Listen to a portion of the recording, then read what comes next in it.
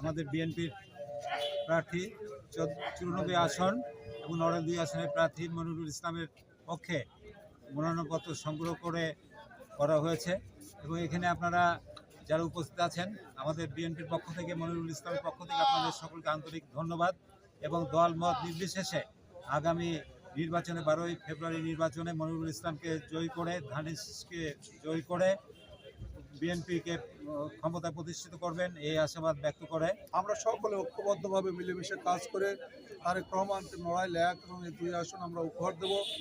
নড়াইলের মানুষের কল্যাণে, নড়াইলের উন্নয়নে বিশ্বাস জাহাঙ্গীর আলম এবং আলহাজ মনিরুল ইসলাম কাজ করবেন প্রত্যাশা আমরা রাখি। আমি কৃতজ্ঞতা প্রকাশ করছি তারেক রহমানের প্রতি যে রাজপথে যে নেতৃত্ব ছিল, যে নড়াইলের সবচেয়ে মজলুম তাকেই নমিনেশন দিয়েছেন।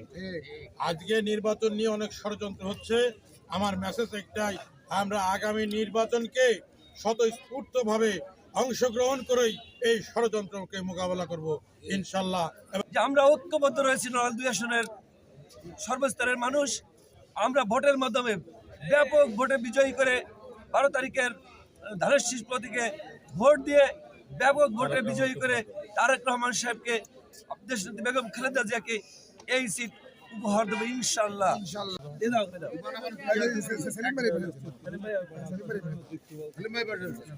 নড়াইল এবং নড়াইল লোহাগাড়া দুটো জনপদ খুব অবহেলিত। আমাদের কথা বলার জন্য আমাদের প্রিয় নেতা আলহাজ মনিরুল ইসলাম সংসদে যায় আমাদের অবহেলিত জনপদের কথা বলবেন এই আশাবাদ ব্যক্ত করে আমি আমার সংক্ষিপ্ত বক্তব্য শেষ করছি।